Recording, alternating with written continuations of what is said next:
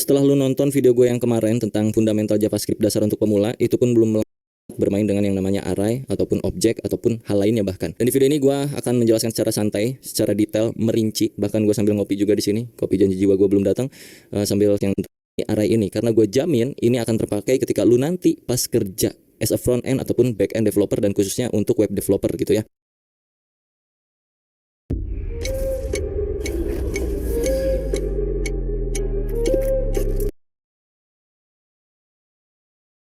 Oke, gue akan coba rundown dari nol lagi untuk array itu sendiri. Kurang lebih si array ini kayak sebuah variabel yang bisa menampung multiple values. Itu inti dari array sebenarnya.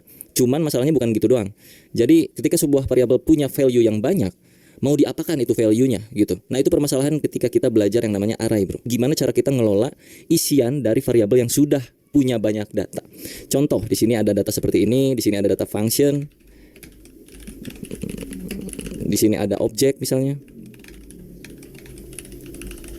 dan lain-lain. Wow, satu variabel ini punya banyak value. Oke, ini array fix. No, nggak kayak gitu. Tapi gimana cara kita mengelola apa yang ada di dalam variabel tersebut? Karena variabel ini multiple values, perlakuan terhadap variabel tersebut akan berbeda seperti variabel standar. Yang mana variabel standar kan kurang lebih kayak hello, kayak gitu-gitu ya, hello world atau lorem ipsum. Dan array ini yang bikin kita terkadang jadi stuck untuk belajar ngoding.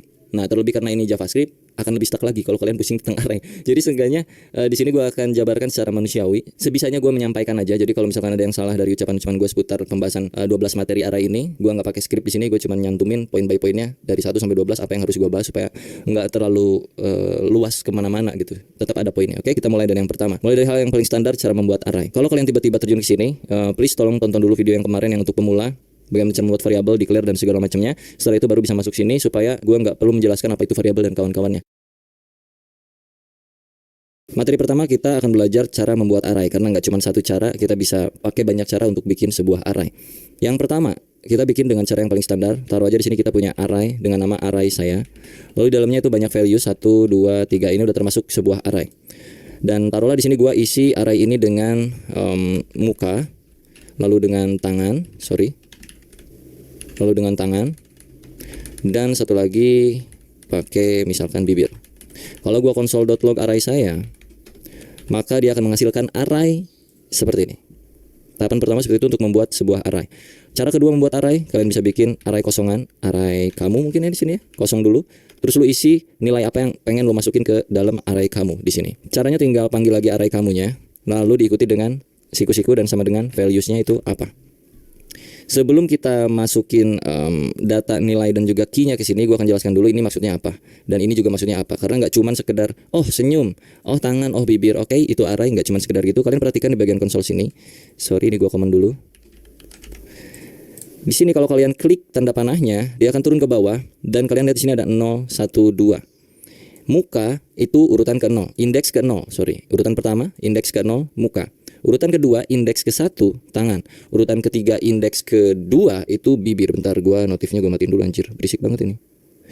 Alright. Sorry ya kalau di sini suaranya berisik, ada suara burung, suara angkot dan segala macamnya. Jadi ketika kita bikin sebuah variabel, walaupun di sini kita nggak masukin key, nggak masukin angka 1 2 3 0 1 2 3 itu, tetap di sini tuh sebenarnya ada yang mana 0 1 2 tadi itu disebut key atau indeks ya. Indeks dari sebuah array. Indeks itu mulainya dari 0. Sedangkan kita manusia bisa menghitung mulai dari 1. Itu yang bisa bikin kita pusing pas belajar ngoding. Sedangkan di dalam codingan itu mulai dari 0, tapi kita mulai dari 1. Dan terkadang juga sebaliknya. Jadi nanti akan ada hal-hal yang mesti kalian kulik lagi, apalagi seputar array. Oke, kita masuk ke cara kedua ya, karena kalian udah tahu 0, 1, 2 itu apa. Itu disebutnya indeks. Jadi indeks ke 0 adalah senyum, indeks ke 1 adalah tangan, indeks kedua adalah bibir. Urutan pertama adalah muka, urutan kedua adalah tangan, urutan ketiga adalah bibir kalau secara manusianya. Lalu pembuatan yang kedua kurang lebih itu kayak begini, dan kita mesti masukin indeksnya ke sini. Indeks berapa yang mau lu isi? Values-nya. Taruhlah indeks ke 0 dulu. Ya kan, indeks ke 0 muka tuh. Kita taruh di sini. Gua ganti dengan bibir misalnya. Lalu array kamu indeks ke 1 gua isi dengan misalnya dengan trompet. Trompet apa itu ya? Bunga lah kurang lebih. Array kamu dengan key indeks kedua itu gua isi X misalnya kayak gini. Kalau kita console log array kamu, maka akan menghasilkan hal yang sama saja.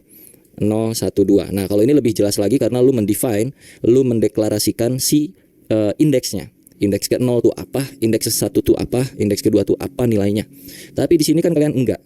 Walaupun kalian nggak masukin key-nya, tapi secara otomatis sebelum koma itu adalah si 0, setelah koma itu adalah si 1, setelahnya lagi terus berurutan sampai ke ujung sepanjang data yang kalian punya.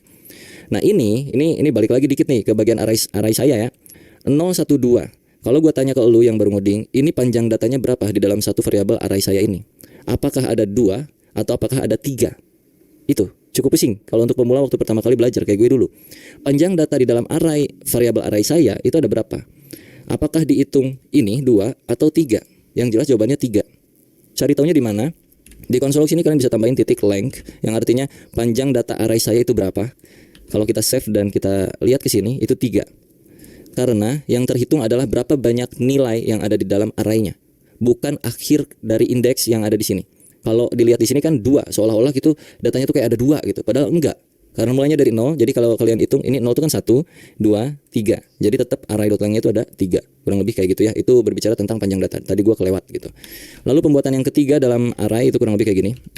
Kita bisa pakai objek untuk memanggil si array ini. Jadi pertama misalkan array kita sama dengan new array dalam kurung kayak begini. Di dalam kurung sini kalian bisa isiin values-nya langsung. Contoh yang pertama misalkan gue isi setan. Lalu yang kedua gue isi mata. Dah gini aja. Oke. Kalau kita konsol log array kita, maka dia pun akan menghasilkan hal yang sama. 0, 1, length 2. Oke. Karena ada 1, 2. Sebanyak 2 data artinya panjang datanya itu 2 dan indeks ke 0-nya adalah setan, indeks ke 1-nya adalah mata. Urutan pertamanya adalah setan, urutan keduanya adalah mata. Apakah kita bisa combine dengan ini? Tentu saja bisa, bro. Anggaplah ini kita nggak isi dulu. Sama kayak gini nih. Ini tuh sama seperti yang ini. Oke. Array kita akan masukkan nilai ke dalam indeks ke 0-nya itu sama dengan misalkan si bunga. Lalu kita save, yang muncul harusnya hanya bunga. Nih, 0 bunga. Sama aja. Kalau misalkan kita nggak jelas gimana bang? Array kita 3 sama dengan misalkan tepuk tangan. Indeks ke 1 keduanya akan jadi apa? Jadi undefined. Kalau kita cek ke browser atau empty, lihat empty kali 2. Artinya tidak terjabarkan apapun, cuman tetap dia masuk ke dalam lingkup array sini. Ya. Bunga, empty kali 2 yang artinya ada 2 nilai yang kosong lalu diikuti dengan nilai terakhir yaitu si tepuk tangan. Kalau kita panggil ya, ini masuk ke materi kedua cara pemanggilan array sekaligus. Kita pengen manggil array ke 0 di dalam array kita. Array ke 0 atau indeks ke 0-nya adalah bunga. Jadi masukin langsung sini siku-sikunya. Kasih tanda 0. Kalau kita save dan kita lihat ke log itu bakal muncul si bunga. Nih bunga. Tuh. Kalau pengen yang tepuk tangan berarti masukin sesuai indeksnya itu berapa? 3. Save. Berubah jadi ini ya, tangan. Lalu kalau kita panggil yang kosong tadi 2, 1, 2 itu kan kosong, key yang kosong ya, indeks yang kosong, isinya nggak adaan, undefined. Jadi nilai yang empty kali 2 tadi itu sebenarnya bersifat undefined, tidak terdefinisikan, belum diapa-apakan. Lalu yang 1 pun sama juga, 1 karena dia masih belum ada apa-apa, masih undefined juga. Kalau kita pengen isi, kita bisa kasih dia data di sini kayak tadi lagi, mau tidak berurutan pun nggak apa-apa bro, nggak berurutan juga nggak kenapa-napa, aman aja. Taruhlah di sini X, ya kan? Ini nggak berurutan, jadi X ada di sini dan value udah berubah jadi bunga ini dan ini. Cukup paham tentang penjabaran pembuatan array dan juga pemanggilannya. Seharusnya cukup mudah ya untuk di awal kali kita belajar array, mulai dari pemanggilan dan juga pembuatannya dulu. Let me respawn in Rome, please. Yes.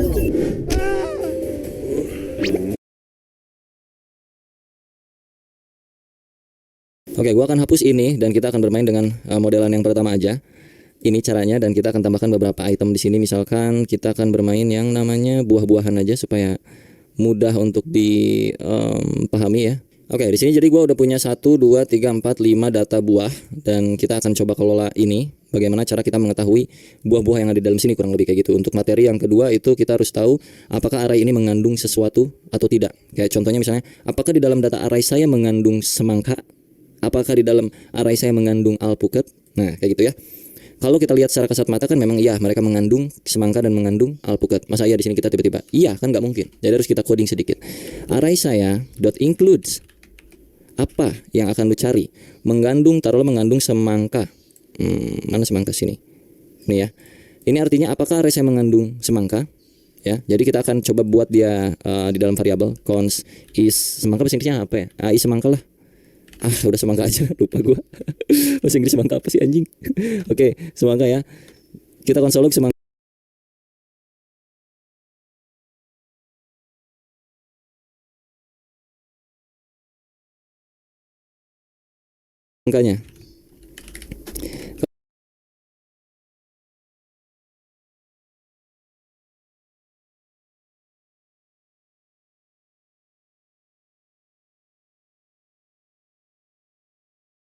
Kalau dia bernilai true, maka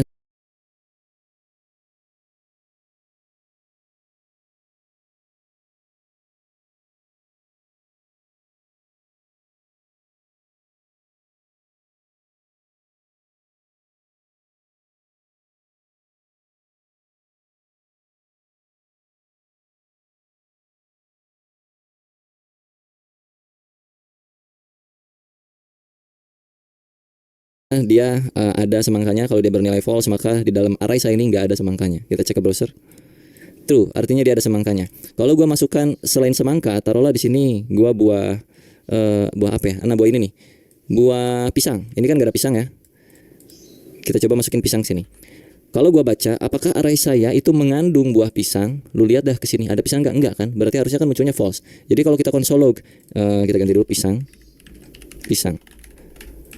Nah, jadi enak nih. Cons pisang alias variable pisang untuk mengecek apakah array saya itu mengandung pisang atau tidak. Jadi kalau kita console log, false, dia tidak mengandung pisang. Oke, gua balikin lagi ke semangka ya. Sip, kita udah tahu di sini tuh ada semangka. Kalau misalkan lu pengen tahu semangka itu ada di posisi indeks keberapa, lu udah tahu di sini ada semangkanya. Anggaplah lu nggak punya gambar buah-buahan ini di dalam array ini. Anggaplah ini nggak ada, gua tutup, anggaplah ya. Misalkan ini gua cut.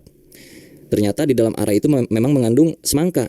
Dan lu harus tahu semangka itu ada di posisi keberapa, didempet sama buah-buahan apa misalnya gitu. Dan untuk mengetahui itu lu bisa pakai yang namanya index of. Jadi cons posisi pisang sama dengan array saya dot index of apa yang mau lu masukkan. Ini bukan pisang lagi, ini semangka, sorry Pak, semangka.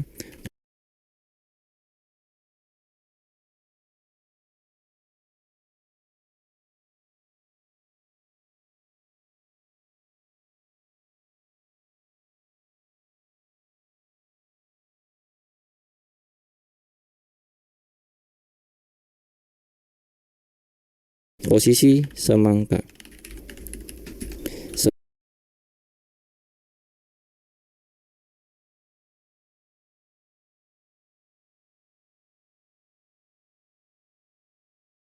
Semangka. Oke. Masukkan ke sini index of semangka. Kalau gua log semangka, dia udah tahu lah ya, dia ada true, dan jika true maka gua akan munculkan posisi semangkanya. Maka kita di sini mesti kasih kondisi sedikit lah. Jika semangka, maka console.log posisi semangkanya. Oke. Ini artinya kalau semangka bernilai true, maka munculkan posisinya. Jika tidak, console.log saya tidak tahu posisinya di mana. Kalau kita refresh, ada di indeks ketiga. Apakah betul? 0, 1, 2, 3. Itu untuk mengetahui semangka.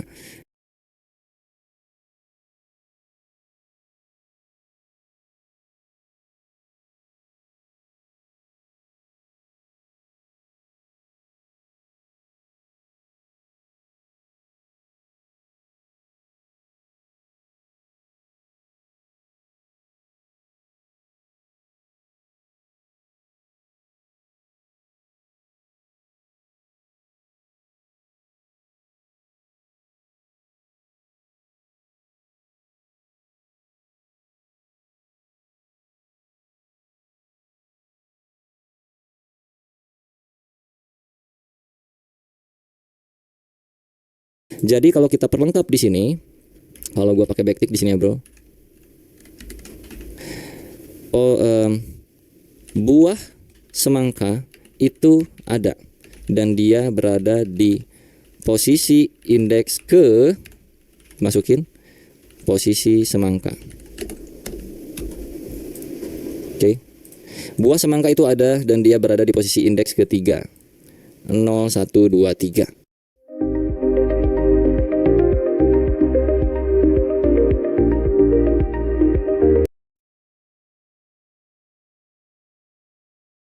Kalau udah kayak gini kita bisa lebih enak lagi. Misalkan di dalam sebuah perumpamaan lu harus tahu buah sebelum buah semangka itu ada apa buahnya. Ini nih. Lalu buah setelah buah semangka itu ada apa buahnya. Nah, ini bermain logika-logika dasar ya, karena kita udah tahu posisi semangka yang mana ada di sini, variabel posisi semangka. Oke, sorry sebelum lebih jauh, ini if else-nya kita naikin sebelum variabel ini, karena variabel ini akan mencari indeks semangka. Karena sayang aja di sini udah validasi semangka. Kalau udah dicek semangkanya, cari indeksnya. Jadi si ini harusnya sih ada di dalam sini, bisa kayak gini. Ya, jadi kalau memang tidak mengandung ya sudah, nggak usah dicari posisinya gitu aja biar nggak mubajir. Oke, di gua hujan, jadi sorry kalau kedengaran suara hujan dan juga petir geluduk ya bro, mohon dimaklum aja. Kita tadi mau lanjut apa? Mencari posisi si ini ya, ini buah apa gua nggak tahu dah. Pokoknya posisi buah sebelum buah semangka dan juga posisi buah setelah buah semangka. Oke, gua akan main di sini. Cons before sama dengan ya posisi sebelum semangka, artinya kita udah tahu indeks semangka itu ada di mana. Dia tuh tadi 3 ya kan, 0, 1, 2 ke 3. Tinggal kita cari tahu posisi indeks sebelum indeks 3 adalah 2. Jadi kita tinggal declare aja before atau index before. Index before itu di sini berarti tinggal posisi semangka dikurangin 1, ya kan? Setelahnya berarti cons index after posisi semangka ditambahkan 1. Lalu untuk mengeluarkan apa buahnya berarti tinggal cons before sama dengan ini kan indeks, ini before berarti kita mencari buahnya bukan indeksnya gitu ya, langsung gitu aja. Sama dengan sebenarnya array saya dalam kurung array saya index before. Gitu. Ini untuk before dan untuk after berarti index after. Ntar gue jelasin, tenang aja. Artinya cari sesuatu di dalam array saya dengan index before, yang mana index before adalah 3 dikurangi 1, artinya indeks kedua untuk before semangka, sebelum semangka. Indeks kedua adalah 0, 1, 2, tepat. Lalu untuk yang after, array saya indeks after. Indeks after adalah posisi semangka plus 1. Posisi semangka tadi 3 ditambah 1 berarti 4. 0, 1, 2, 3, 4. Udah ketahuan. Jadi kalau kita log di sini, console.log, pakai backtick lagi. Posisi buah sebelum semangka adalah before. Oke. Buah setelah semangka adalah after. Jadi kalau kita reload cek ke browser, dia akan menghasilkan buah sebelum semangka adalah buah ini, buah setelah semangka adalah buah ini, buah semangka itu dan bla bla bla bla bla bla. Mengerti? Gua akan hapus konsol log yang ini karena kita udah nggak butuh posisi semangka lagi karena udah tertampung di dalam sebuah variabel. Kita bakal lanjutin ini. Gimana kalau misalkan gua pengen tahu posisi buah pertama itu apa? Buah apa gitu. Jadi ada shorthand yang bisa kalian pakai di JavaScript. Lu tinggal cons buah awal sama dengan array saya dot shift. Maka lu akan tahu posisi buah awal itu apa. Oke. Kalau kita console log, buah awal adalah buah awal. Buah awal adalah alpukat. Kalau pengen yang akhir, berarti cons buah akhir sama dengan array saya dot pop. Console.log, buah terakhir adalah buah terakhir. Buah akhir, bukan bunga terakhir. Itu melagu. Buah terakhir adalah jeruk. Betul ya?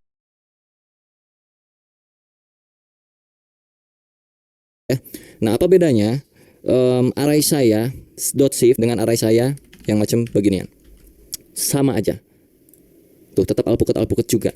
Cuman untuk yang terakhir itu kenapa pakai pop supaya lebih mudah lagi. Kalau nggak pakai pop, taruhlah pakai kayak ginian. Emang lu tahu array indeks yang terakhir itu berapa? Kalau 0 itu alpukat, kalau 1 itu nggak tahu apa itu, kalau 2 itu pir mungkin atau apa ya, kalau 3 itu semangka, kalau 4 itu jeruk. Nah, iya kalau lu tahu posisi 4 terakhirnya. Lu kan nggak tahu posisi 4 terakhirnya. Nah, supaya lu tahu posisi 4 adalah posisi terakhir, maka lu harus cari tahu dulu panjang datanya berapa. Ya, panjang data di sini adalah 1, 2, 3, 4, 5. Ada 5 data panjang datanya. Length sama dengan 5. Oke, panjang data nih. Lalu lu mesti mengeluarkan nilai yang terakhir. Kalau kita langsung masukin 5, indeks itu mulai dari 0. 0, 1, 2, 3, 4, 5-nya tidak ada. Sedangkan di sini panjang data 5. Artinya apa? Artinya lu bisa lakukan pengurangan di sini. Jadi cari data di dalam array saya ini yang terakhir, itu artinya array saya dot length sekarang di sini berarti mencari indeks kelima ya. Array saya indeks kelima karena length adalah nilainya 5. 0, 1, 2, 3, 4, 5 itu kosong, gak ada apa-apanya. Kita kurangin dengan 1. So, buah akhir itu akan tetap di sini, di jeruk. Refresh. Tetap di jeruk. Tapi kalau lu nggak kurangin dengan 1, maka dia undefined. Cukup mengerti betapa rumitnya JavaScript dengan bermain array? Kurang lebih kayak gitu bro ya. Ini masih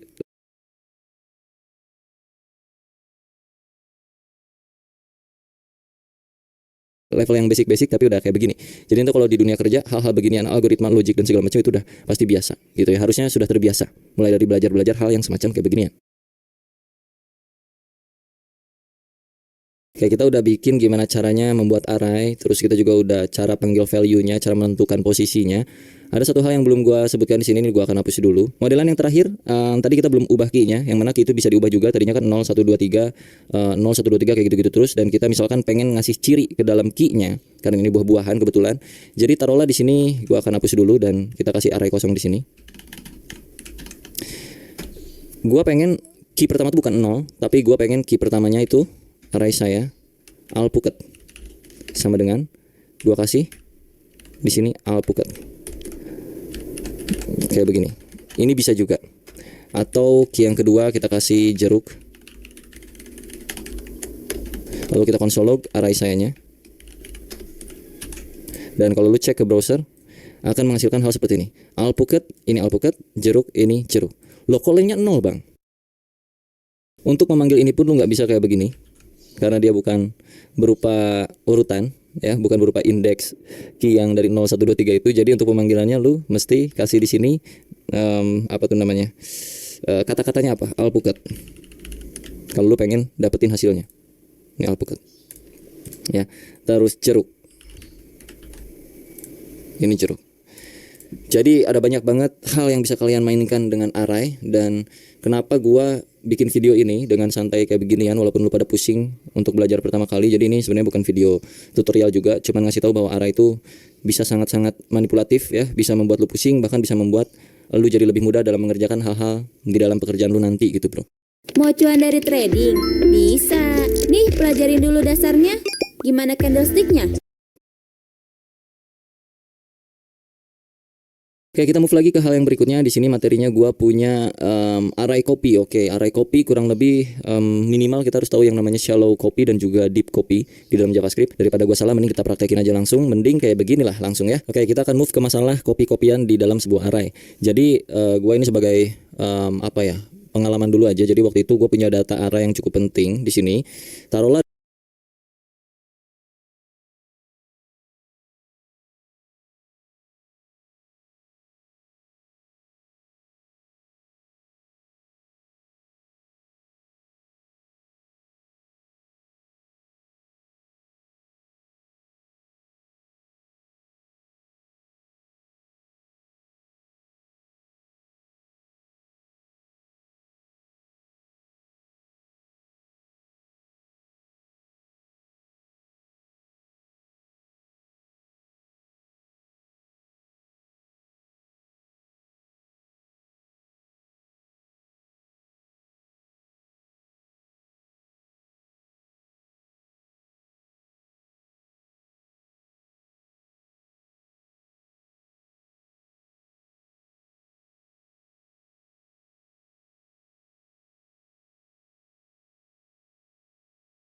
oke, gua akan hapus ini. Ini misalkan kita akan bermain yang namanya ini jeruk.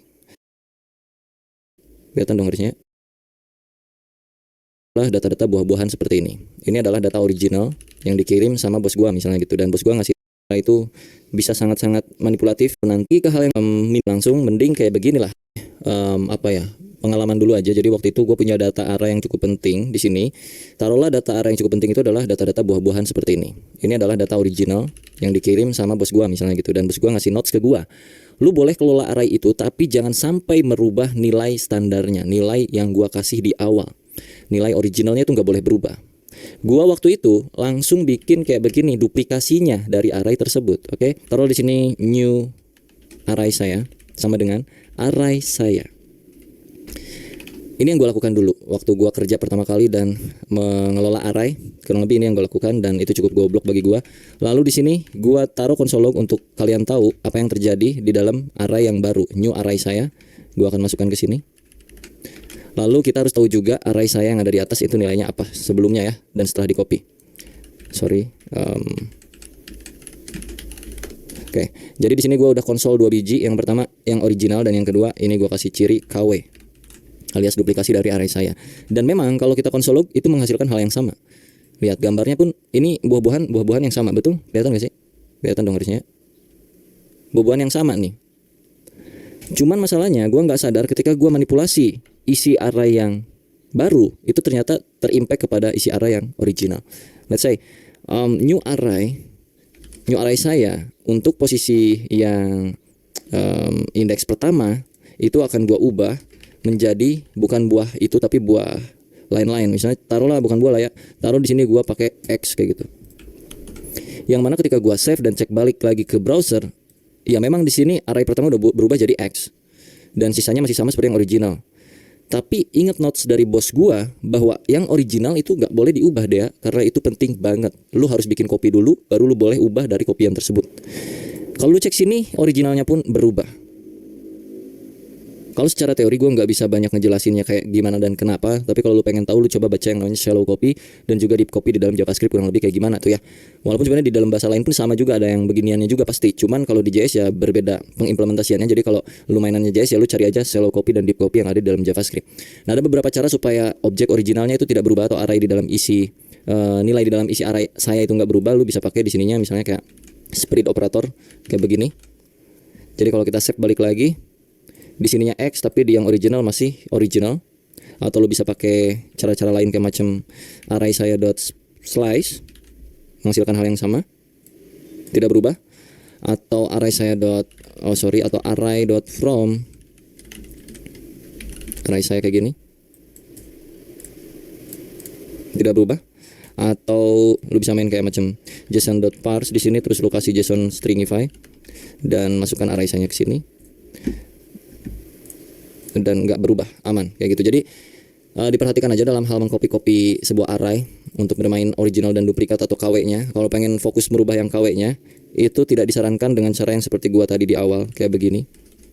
Lebih baik lu bikin memang objek baru dari array yang ini. Terlebih kalau kasusnya misalkan udah ada requirement bahwa original value dari array yang pertama itu nggak boleh berubah, nah berarti nggak bisa pakai cara kayak beginian. Tapi ya tergantung situasinya lu mau kayak bagaimana. Kalau mau kayak begini, ya ini sama aja kayak lu nggak usah ngetik ini gitu, udah aja langsung manipulasi di dalam array sayanya aja gitu. Jadi tetap disesuaikan dengan kondisi, jadi nggak bisa juga dipaksakan harus pakai yang copy. Itu nanti akan bersinggungan juga dengan hal-hal kayak macam performance. Ya jadi cukup ribet memang sebenarnya.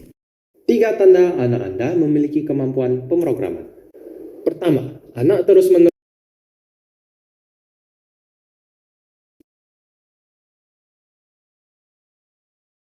Oke, taruhlah misalkan kita punya banyak tipe data. Di sini kan saat ini cuma string-string doang nih di dalam value array-nya. Jadi misalkan di dalam sini namanya langsung manipulasi di dalam array saya aja gitu. Jadi tetap tidak berubah. Atau lu bisa main kayak macam json.parse di sini, terus lu kasih json string bahwa yang original itu sebut secara teori dan juga cuman kalau di JavaScript di array. Jadi kalau kita save balik lagi, oke di sininya misalnya kayak spread operator kayak begitu. Ini. Jadi kalau kita save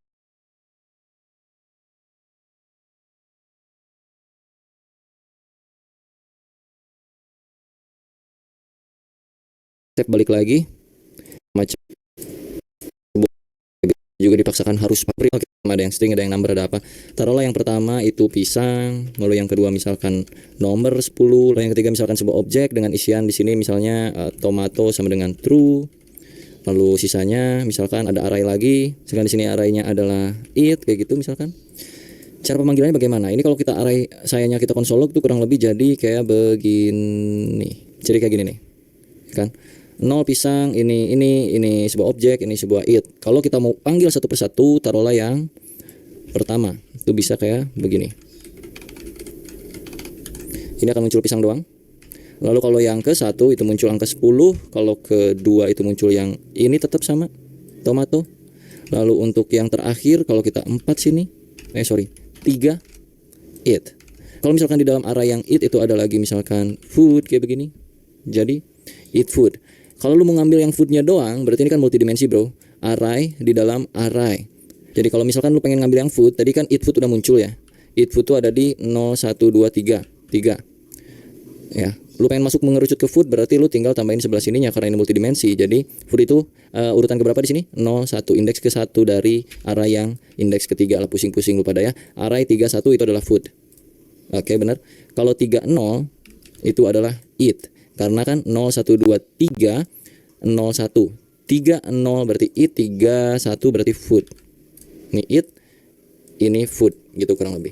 Kalau misalkan ini array 1, kalau misalkan ininya 0, itu kan tetap balik ke pisang. Kalau di sini lu pakai double kayak gini 0 ke 1,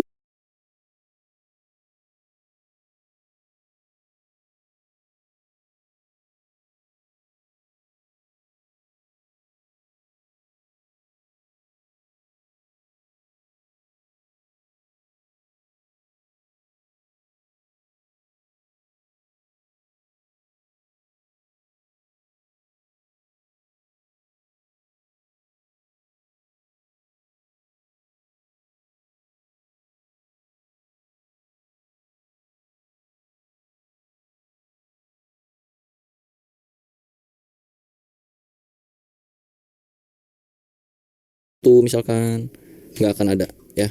Jadi di dalam array itu bisa bersifat apa saja, termasuk juga sebuah function di dalam sini. Taruhlah di dalam tomato itu kita punya function. Kalau misalkan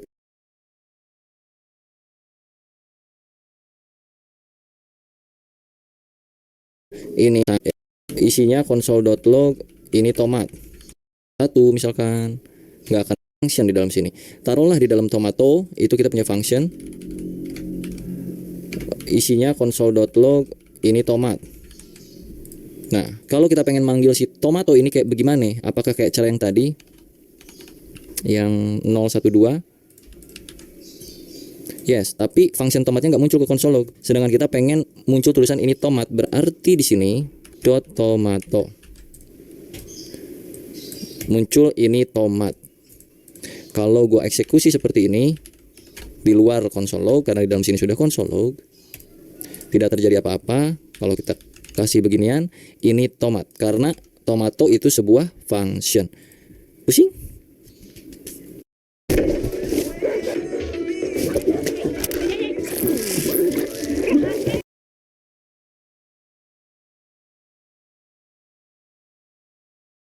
Tomato itu sebuah function.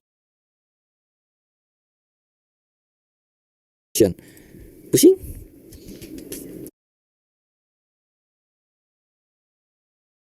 Sekarang kita coba merging dua buah array menjadi satu, kurang lebih dengan cara yang cukup sederhana. Taruhlah di array pertama, array saya, lagi-lagi. Array saya itu kita punya 3 atau berapa buah inilah ya, buah anggur. Gua duplikat, terus lu punya variabel array kamu dengan isian di sini misalkan bibir dan juga setan dan juga misalkan trompet. Kalau kita mau combine itu berarti kita bikin satu penampungan variabel baru di sini, merge array sama dengan array saya atau array kamu, bebas terserah lu .concat dengan array yang mana. Artinya array saya digabung dengan array kamu. So kalau gua console.log merge array itu akan menghasilkan penggabungan semuanya. Anggur, pisang, alpukat, bibir dan semua ini. Itu kalau penggabungan array pakai concat. Sekarang kita coba untuk mapping datanya, untuk memecah data array yang ada di dalam sini. Itu udah tercombine kan banyak ya. Terus kita pecah merge array ini ya dengan cara beberapa hal. Kita pakai kayak list of merge array, terus tinggal lu enter, kasih tab, terus console.log listnya. Gini doang juga bisa dan akan menghasilkan urutan-urutan dari isi di dalam array tersebut yang sudah tercombine gitu bro. Ini semua muncul per urutan. Kalau pengen muncul indeksnya itu bisa pakai yang namanya in. List in merge array, console.log list. List ini dipanggil lagi di sini, yang mana artinya list ini adalah hasil akhir dari loopingan yang kita lakukan. Kita di sini melooping yang merge array. Jadi kalau dilihat 0, 1, 2, 3, 4, 5 sebanyak data itu. Kalau misalkan pengen keduanya lu punya, lu bisa pakai mapping map.map merge array.map kayak begini. Terus lu kasih dua parameter. Yang pertama itu parameter nilainya, taruh value dan taruh index di sini. Lalu lu kasih function, row function kalau gue kayak gini biasanya, terus lu tinggal console.log value dan juga indeksnya. Jadi kalau dicek nanti akan menjadi seperti ini. Anggur indeks ke 0, pisang indeks ke 1, ini indeks kedua, atau lu balik-balikin juga boleh, di sini indeks, di sini value. Kayak begini juga bisa. Dan kita akan coba merealitakan ini, bro. Misalkan ini tuh datanya data dari bagian back end di belakang sana ya, dari API. Taruhlah datanya kurang lebih kayak macam begini.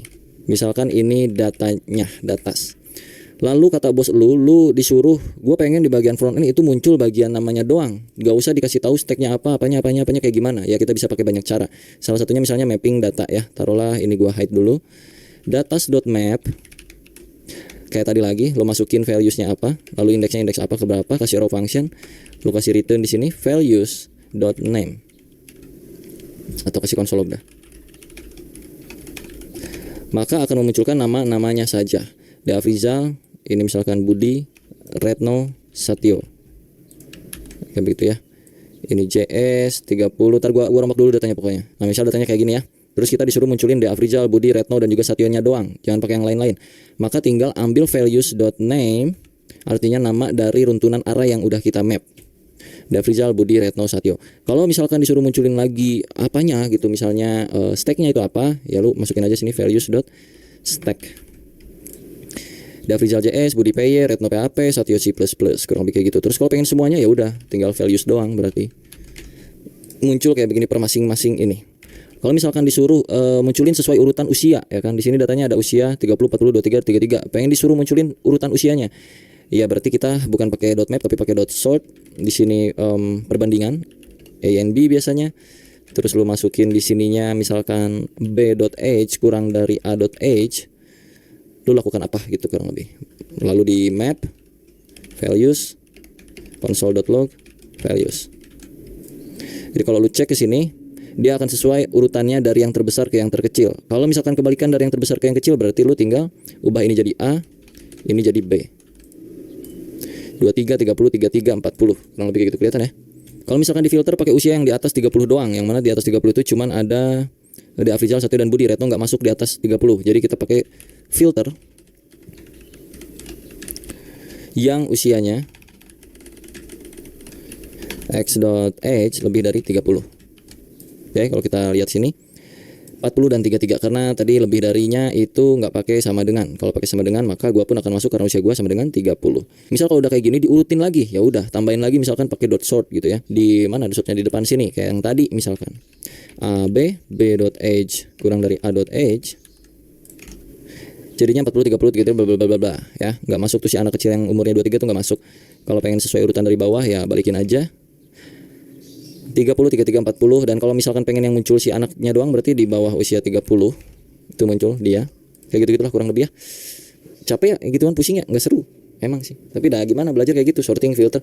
Tapi ini pakai bantuan dari JavaScript-nya, pakai sort filter kayak begininya. Biasanya kalau lamar kerja tuh nggak boleh dipakein map, nggak boleh pakein filter, nggak boleh pakein sort. Kalian mesti bikin kayak algoritma sendiri untuk memecah masalah tersebut tanpa menggunakan sort, filter dan segala macam. Itu berkaitan sama yang namanya algoritma lah biasanya kayak gitu ya. Permainan struktur data kurang lebih. So untuk materi array kurang lebih kayak gitu aja. Semoga bisa bermanfaat dan juga menambah setidaknya wawasan buat kalian yang belum tahu apa yang terjadi tadi sebelumnya. Terus sekarang kalian jadi tahu oh kayak gitu ternyata, walaupun gak dipraktekin tapi seenggaknya kalian bisa tahu. Gitu aja.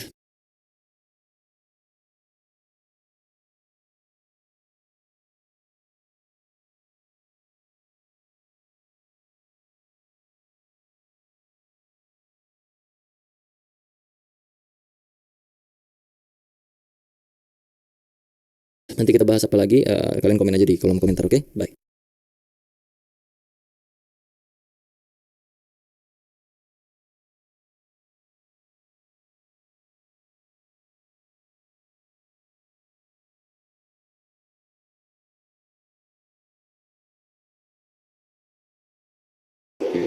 Wow, manage WordPress hostinger. Punya 3 fitur fantastis. Di video kali ini kita akan sedikit fun dan juga memusingkan diri dengan yang namanya JavaScript function. Karena ada banyak hal yang bisa kita kulik dengan JavaScript function. Nanti akan ada tugas ya buat kalian, tugas besar seru. Jadi ikutin aja video ini. Tapi notes buat kalian yang belum mengikuti video gue sebelumnya tentang JavaScript, bisa dicek playlist JavaScript di channel gue ya. Udah ada 3 video dan ini video keempatnya. Kita mulai. Untuk membuat function, ini ingat-ingat ya. Ini buat tugas nanti akan ada clue-nya dari sini. Kita declare dengan cara function seperti ini yang pertama. Terus diikutin dengan nama functionnya apa. Taruhlah add name. Kayak begini, pakai buka tutup terus kurawal. Di dalam function itu selalu mereturn sesuatu supaya dia bisa keluar dari functionnya, nilainya. Taruhlah add name di sini Afrizal, ya. Terus gua panggil nih alert add name, misalnya gini. Pakai buka tutup ya, karena kalau enggak dia nggak akan bisa. Coba dah. Tuh, dia akan muncul functionnya kalau nggak pakai buka tutup. Tapi kalau gua pakai buka tutup di sini, dia akan mereturn nilainya, bukan return functionnya, tapi return nilai dari functionnya itu apa. Kalau gua reload, Afrizalnya keluar dari sini. Kalau gua nggak return Afrizal doang seperti ini, maka kalau gua save dan gua reload, undefined. Artinya tuh function harus mengembalikan nilai ya, supaya dia nggak muncul nilai undefined seperti ini, atau tidak bernilai, bukan nilai. Undefined itu tidak bernilai, kayak begitulah ya, kurang lebih ya. Oke, kita akan fun sedikit.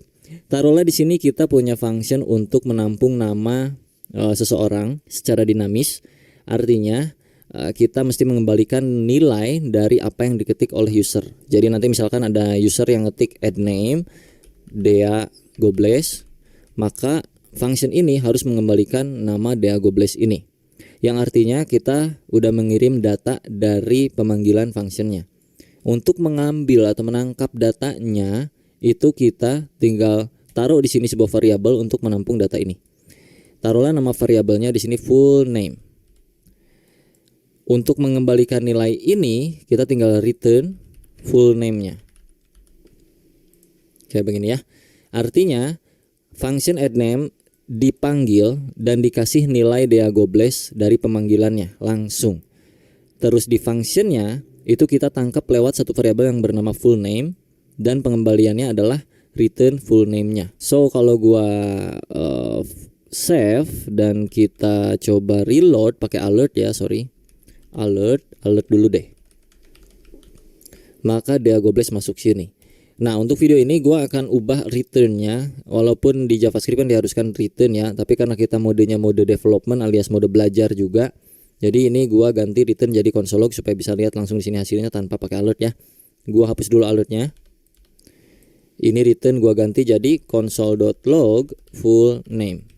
Jadi pas di save dia akan muncul Dea Gobles. Ini kalau satu parameter. Kalau dua parameter diganti, di separate pakai koma, dipisah pakai koma.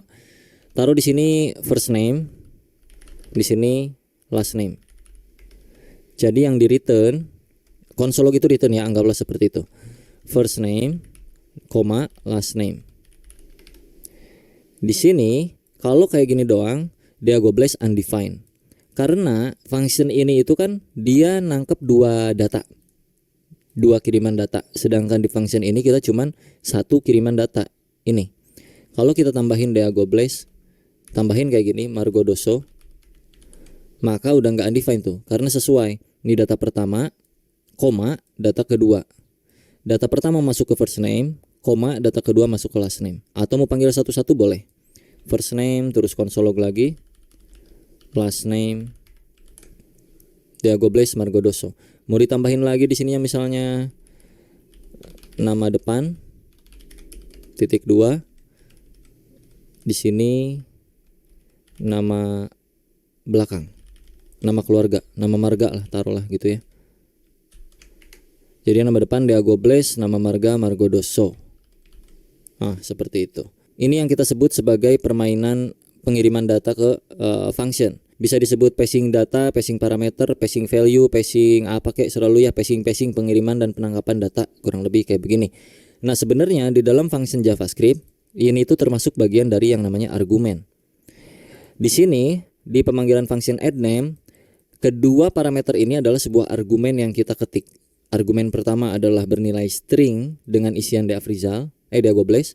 Argumen kedua adalah Margodoso ya. Tanpa kita harus panggil di situ parameter pemanggilannya dengan cara bikin satu variabel atau dua variabel sesuai dengan berapa banyak jumlah argumen yang dimasukin, kita juga bisa lewat yang namanya console.log arguments. Ini hapus aja. Bahwa sebenarnya pun function itu sudah mempunyai argumen tanpa kita masukin parameter di dalam functionnya. Kalau kita console log argumen akan muncul kayak beginian. Argumen 2 Dea Gobles dan juga Margodoso, betul? Untuk manggil yang pertama itu bisa pakai 0. Untuk manggil yang kedua itu bisa pakai 1. Jadinya Deagobles Margodoso. Kalau pengen kayak tadi ya sama aja. Komain aja sini. Nama depan, yang ini nama belakang gitu. Atau nama marga. Sama kayak tadi, tanpa kita tangkap datanya di parameter functionnya. Tapi kita panggil lewat yang namanya argumen. Kalau kita nggak tahu argumennya bang, kayak gimana? Ya pakein for loop lah kurang lebih. Contoh, for let i arguments dot length i kurang dari argumen dot length i plus plus console dot log arguments i Margodoso. Oh sorry, dari 0 mulainya, salah. Deagobles Margodoso. Sini tinggal tambahin. Mau belajar HTML, CSS, dan JavaScript gratis selama 10 hari? Join Revo. Nama saya Deagobles. Nama saya Margodoso. Kurang lebih kayak gitu. Atau nama lengkap. Ya karena di looping kan kayak gitu ya. Sebenarnya bisa diakal-akalin juga lah. Nama lengkap Deagobles, nama lengkap Margodoso. Ini kalau misalkan ceritanya bukan nama depan nama belakang, tapi banyak nama. Fikri Gobles misalnya. Deden Gobles. Nah kayak gitu-gitulah kurang lebih ya. Tapi ini kan ribet, jadi nggak usah gini, udah normal aja hidup mah bro. Pakai parameter aja dah. Itu untuk studi kasus tertentu kita bisa pakai begituan. Tapi yang paling standar ya username atau di sininya nama awal, first name, last name gitu. Console log first name plus last name itu bisa, atau pakai koma juga bisa. Dan jangan lupa karena di sananya itu 2, di sini juga 2 ya. Deagobles Fikri Gobles. Kalau nggak pakai koma dia akan bersatu, kalau pakai koma dia akan jadi spasi.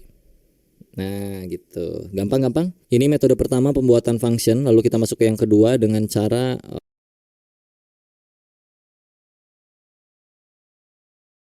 functionnya itu ditampung ke sebuah variabel. Taruhlah addName ini adalah sebuah variabel ya. Cons ya sedikit lucu di JavaScript memang, tapi ya mau dimaklum. Cons full name sama dengan, nah lo pusing-pusing lo. Ini gue zoom out dikit. Atau kayak gini deh. Cons full name sama dengan function addName. Ya. Ini manggilnya bukan lagi pakai addName tapi tinggal full name. Sama aja hasilnya. Itu bisa juga kayak gitu. Jadi dijadiin sebuah variabel.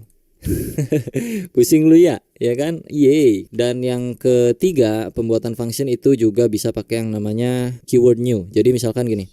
Cons full name, ini gue balikin lagi ya. Normal. Jadi misalkan gini. Ketiga,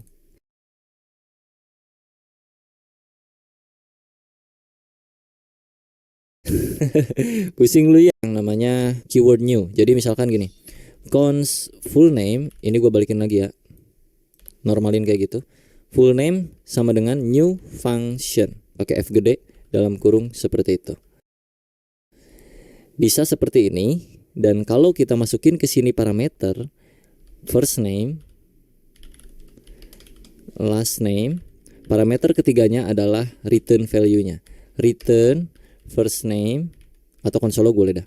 Console.log anjay first name, last name. Yang akan gua panggil adalah full name. Undefined. Kenapa? Karena belum kita masukin di sini.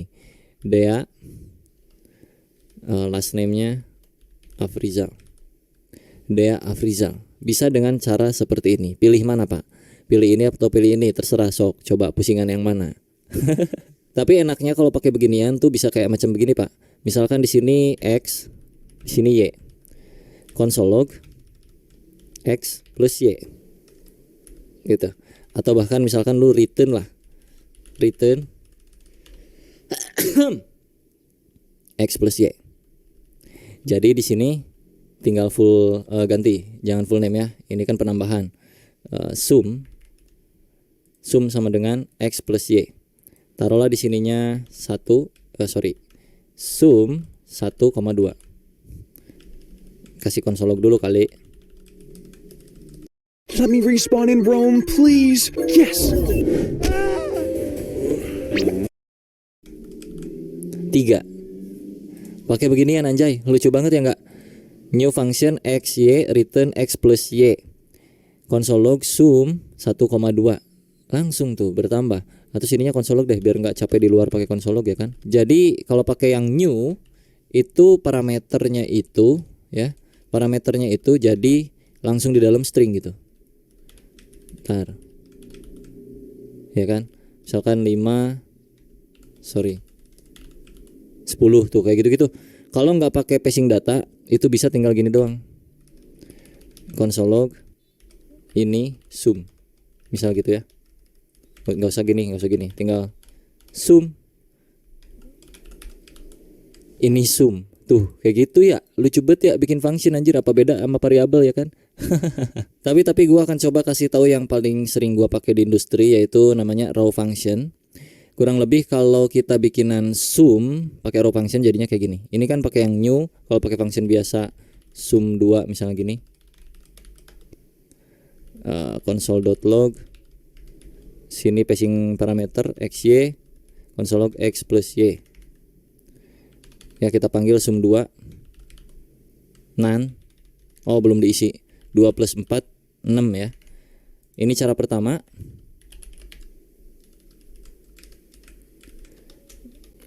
Ini cara kedua.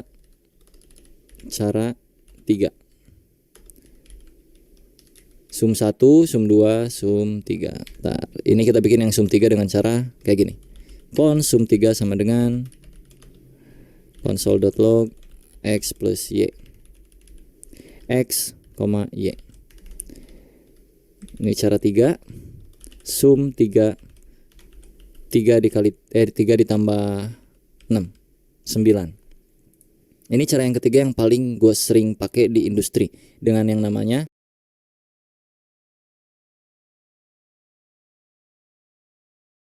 raw function. Nah, jadi ada 3 cara. Cara pertama pakai new, cara kedua standard function, cara ketiga raw function.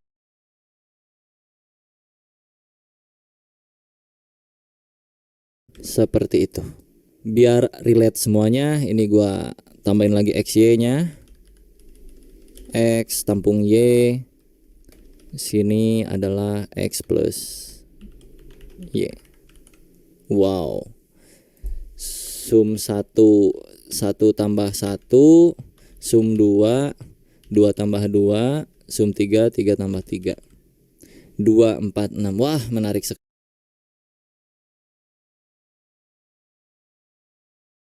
ya. Ini pembuatan fungsinya kurang lebih seperti ini. Kalian pilih yang mana yang paling enak, hasilnya sama-sama aja kurang lebih ya. Oke, bicara seputar yang namanya hoisting. Jadi buat kalian yang belum tahu, ada yang namanya hoisting di JavaScript yang mana variabelnya bisa tereksekusi sebelum di-declare atau dideklarasikan atau diketik variabelnya. Contoh, kalau kita ketik di sini var data sama dengan 1, lalu gua console log di atasnya data,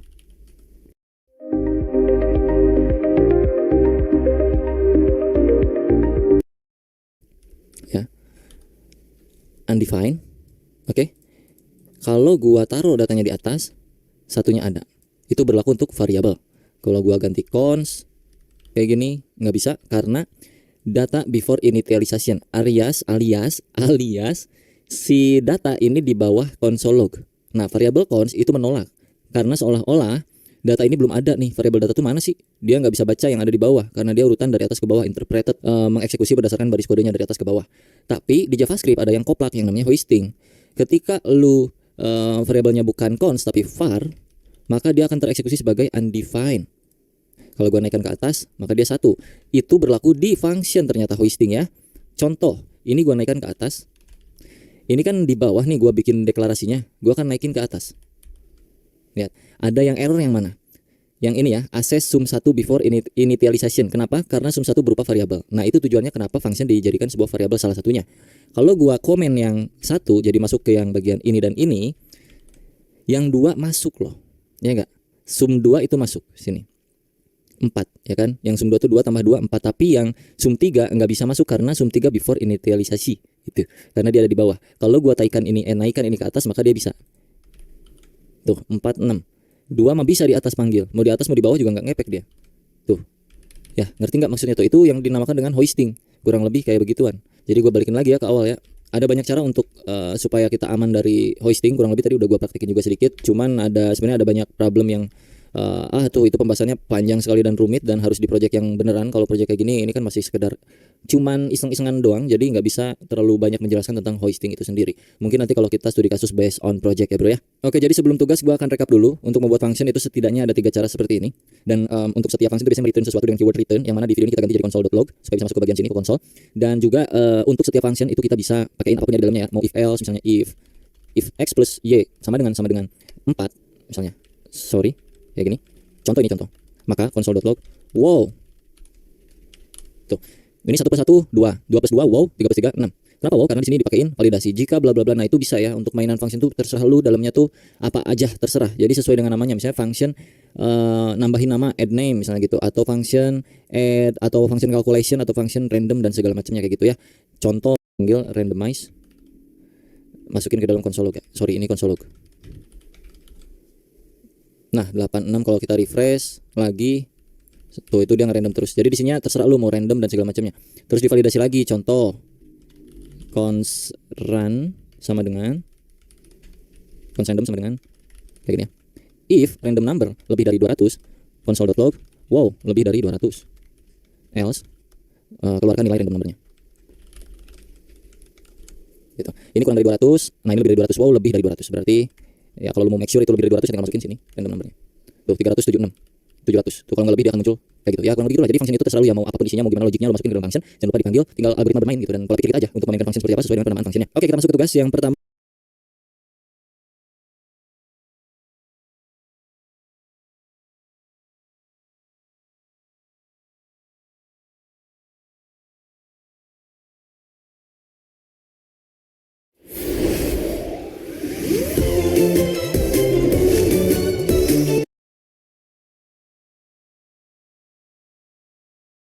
Dua itu kan kurang dari 5, maka masih berlanjut nih z++.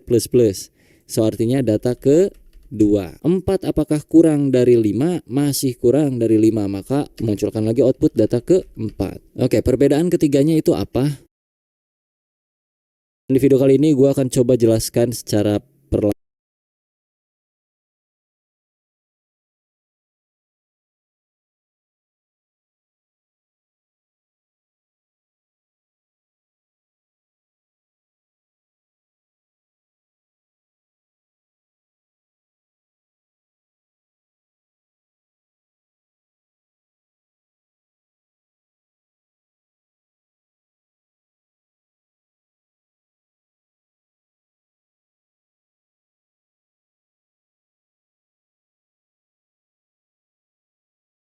Di video kali ini gue akan coba jelaskan secara perlahan dan manusiawi untuk yang for terutama dan juga while do while. Kita mulai dari yang pertama itu for ya. For itu ada 3 statement yang harus kalian masukkan di dalam sintaks for ini, di dalam buka tutupnya ya.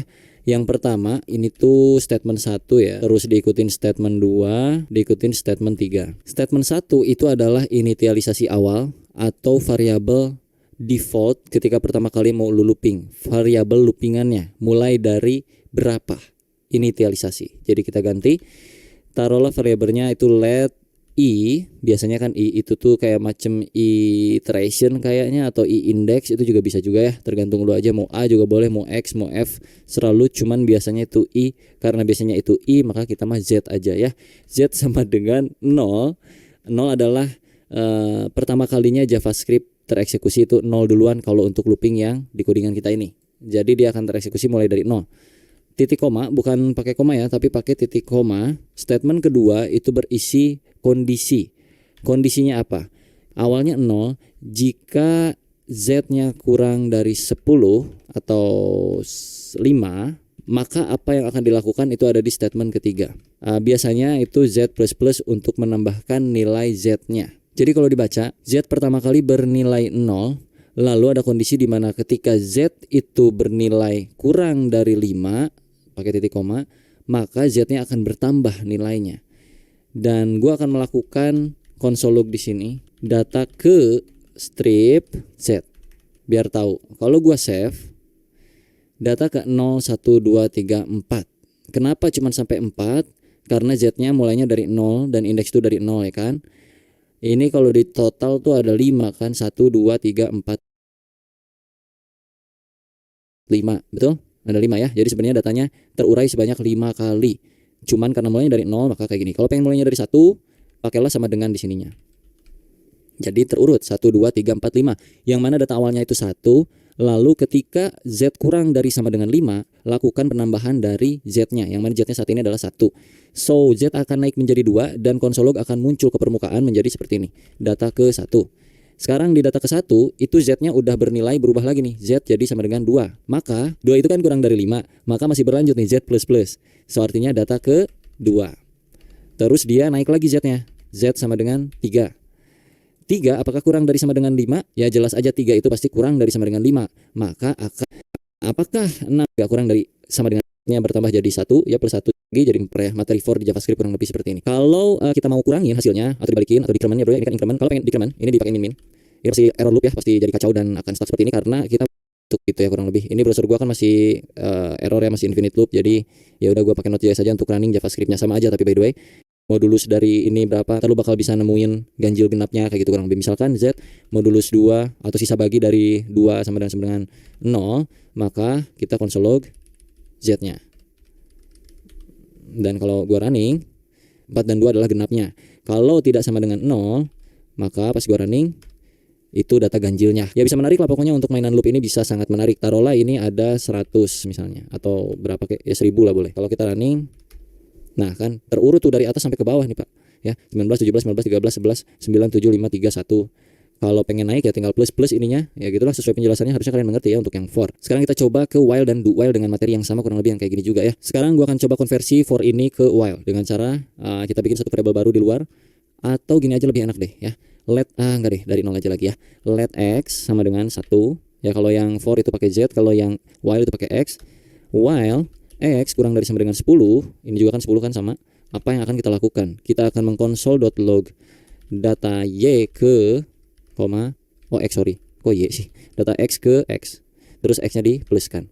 Jadi ini kalau dibaca x sama dengan 1 di awal kali, lalu jika x-nya kurang dari 10, ya kan 1 kurang dari 10 nih, maka x plus dan munculkan konsol log ke layar gitu kurang lebih. Kayak gini lagi sama balik lagi. Data ke 1 dia bernilai berapa, terus dicek lagi 1 kurang dari 10, iya maka z-nya naik jadi plus ya, 1 plus 1 2, lalu munculkan ke layar kurang lebih kayak gitu. Kalau kita save, data z ke 1, 3, 5, 7, 9 untuk yang for, terus untuk yang x 1, 2, 3 sampai 10 sama aja. Kalau pengen dibikin kayak begini berarti di bagian sininya tinggal di if lagi. If x persen 2 tidak sama dengan 0, maka konsol lognya naikin 1, 3, 5, 7, 9, 1, 3, 5, 7, 9 sama outputnya ya untuk yang while. Sekarang untuk yang do while kita konversi lagi jadi y ya, do while ya. Let y sama dengan 1, do, lakukan apa dulu kalau do while? Console log dulu data y ke strip y. Lalu naikkan nilainya y plus selama apa gitu. While, nah while-nya di sini ya, Bro.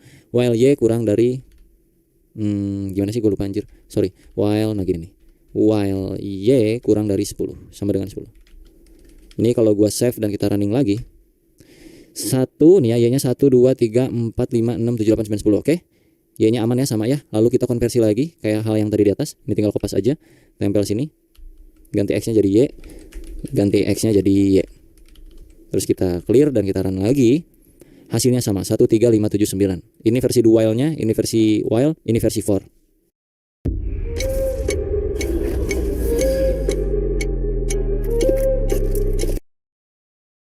Oke, perbedaan ketiganya itu apa? Kita taruh if-nya hapus dulu. Ya, kita ganti aja if-nya, ilangin biar membuktikan perbedaannya apa biar kelihatan enak. Bagusnya sih pakai satu variabel aja ya. Let z sama dengan 1, terus semuanya pada pakai z aja langsung di sininya. Harusnya sih. Coba run ya. Sampai 5 semuanya aman ya. Z, x, y. Sekarang untuk perbedaan yang while dan do while itu sangat signifikan ketika kondisinya itu tidak sesuai. Kalau kita coba yang while itu kondisinya enggak sesuai untuk loopingannya, kondisi awalnya adalah x 10. Kalau dibaca, apakah 10 kurang dari sama dengan 5? Tentu saja tidak, 10 lebih besar dari 5. Jadi ini tidak akan tereksekusi. Kita run lagi ya. Node main server. Oke. Z, Y, nggak ada X sama sekali di sini. Berbeda dengan do while, yang mana dia akan mengeksekusi setidaknya 1 kali, walaupun kondisinya itu nggak matching. Taruh di sini X-nya sama dengan 1, dinormalin lagi. Terus untuk Y gua taruh 10. Yang mana 10 itu kan Y kurang dari sama dengan 5. Apakah iya? Tidak. Jadi ini tidak akan tereksekusi. Harusnya kalau di while. Tapi karena ini do while, jadi dia akan melakukan terlebih dahulu yang ada di dalam do-nya. Makanya do. Lakukan dulu baru cek yang lain-lain gitu ya. Kalau gua running, dia akan ke running satu kali. Lihat di sini data Y ke 10. Yang ini keluar dulu satu kali. Kalau ini gue ganti 20, yang mana 20 masih lebih besar daripada 5 alias nggak matching ke while, maka ini akan tereksekusi satu kali. Kalau gue run lagi, ya kurang lebih kayak gitu perbedaan while dan do while, dan juga itu penggunaan for.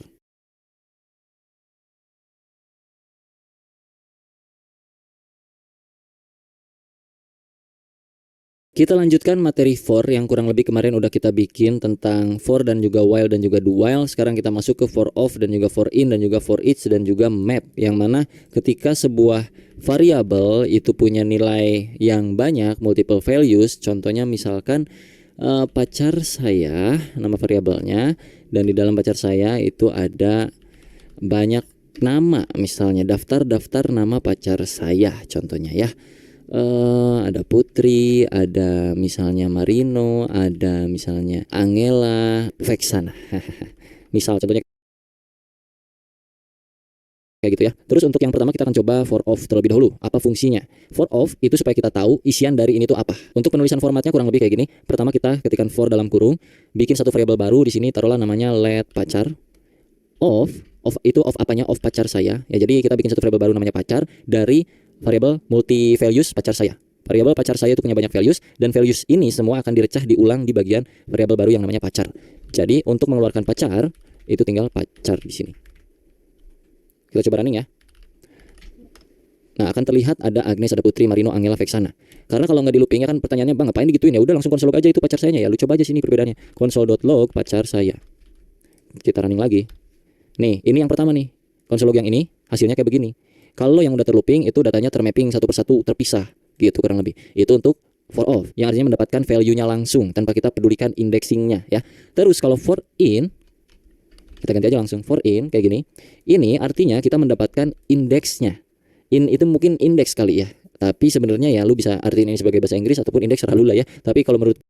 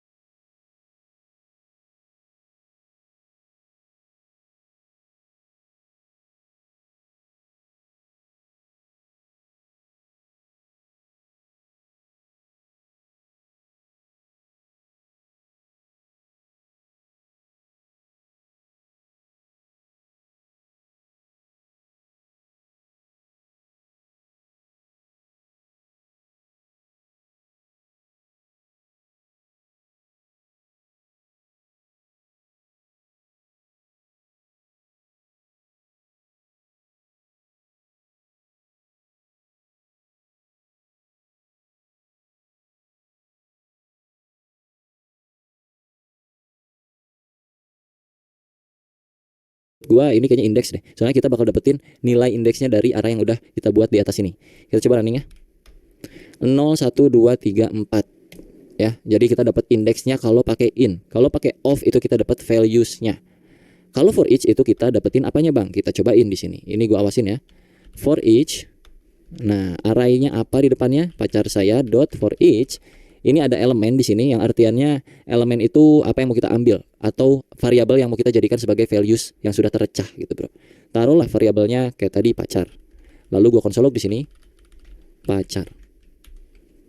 Kalau kita running ada Agnes, Putri, Marino, Angela, Vexana. Itu muncul kayak yang awal lagi. Tapi bedanya for each lu bisa masukin indeks di sini dan lu bisa tambahin ke sini indeksnya.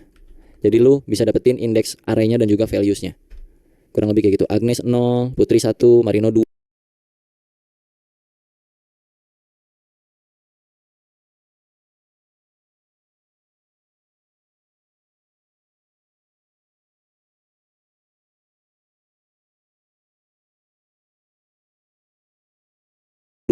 Angela 3.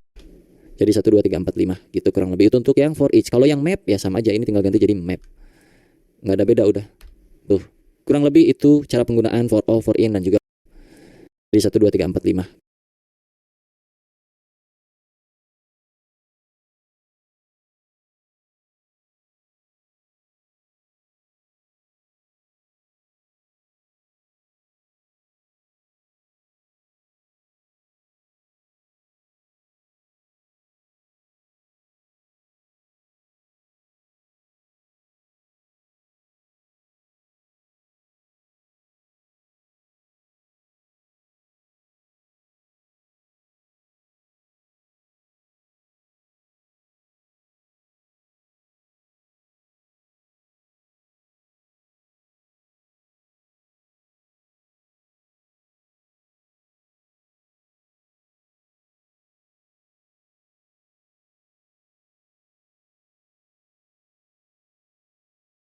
tambahin ke sini indeksnya. Jadi lu tuh Marino 2.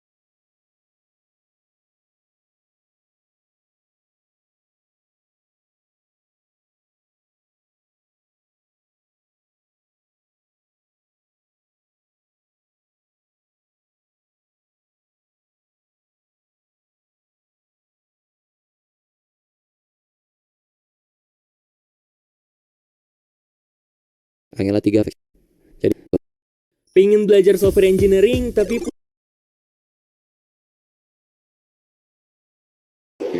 Wow, manage WordPress hostinger. Punya 3 fitur fantastis. Oke, mungkin kalian sering mendapatkan masalah di JavaScript ketika berjalan belajar pertama kali JavaScript dengan yang namanya sebuah function yang kalian panggil tapi mereturn sebuah pendingan promise kayak gitu-gitu. Jadi kita kali ini akan belajar yang namanya asinkronus di JavaScript kurang lebih seperti apa.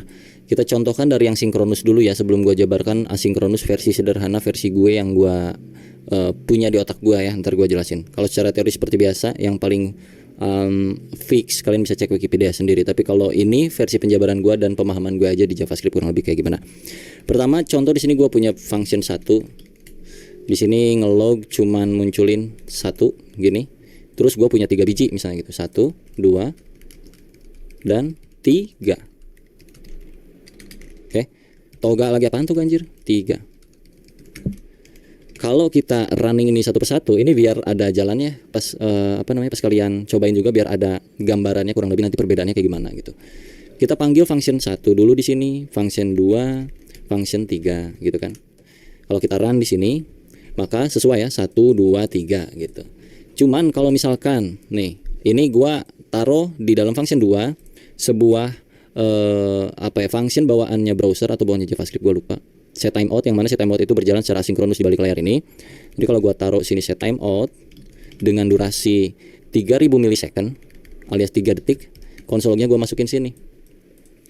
Nanti ke output yang berjalan apa?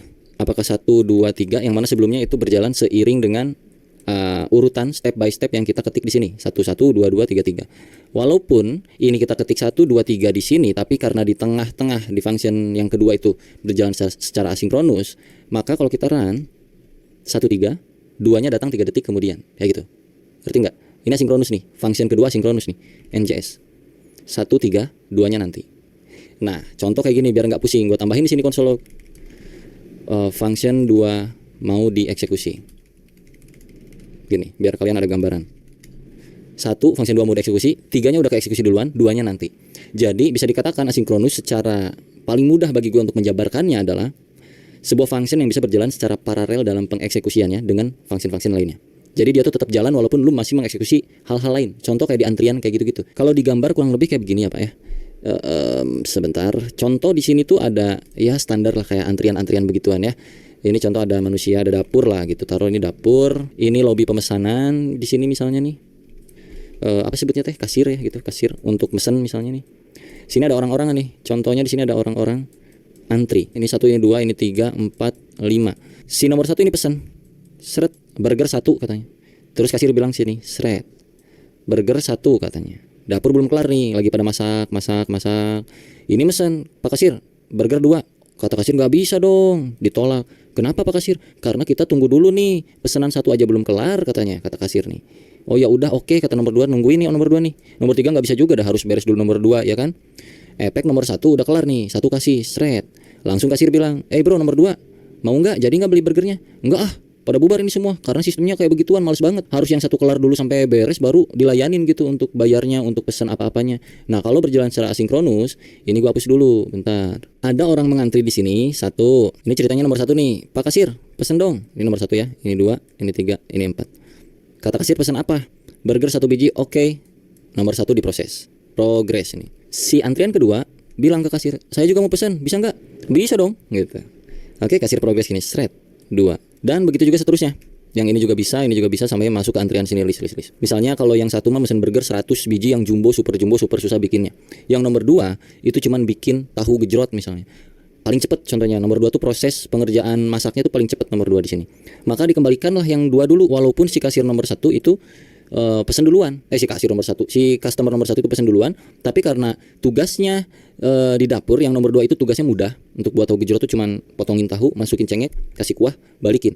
Jadi yang pertama dapat barangnya adalah si nomor 2 masuk sini. Seret, nomor 2 pergi. Bye bye, udah enggak ada di sini.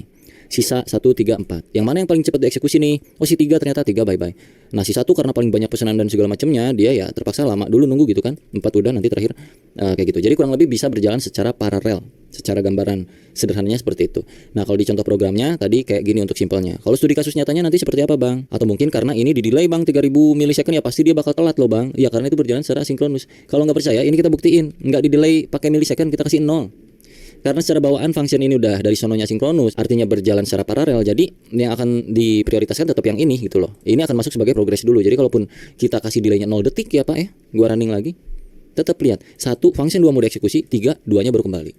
Ya jadi mau detiknya berapapun itu sama aja. Kenapa? Karena function ini berjalan secara sinkronus di balik layar gitu kurang lebih. Itu materi pertama supaya kalian bisa cukup paham tentang yang begini-beginian yang mungkin susah untuk ditangkap memang. Karena gue pun dulu belajar kayak ginian susah untuk nangkepnya. Sampai akhirnya nanti di industri itu ada banyak hal yang seperti ini dan mengerti sendiri ternyata oh kurang lebih ini ya. Kita pakai ini tuh ketika ini gitu kurang lebih. Ya kita akan coba simulasikan hal-hal yang lebih nyata lagi di sini. Contoh gue punya function login misalnya.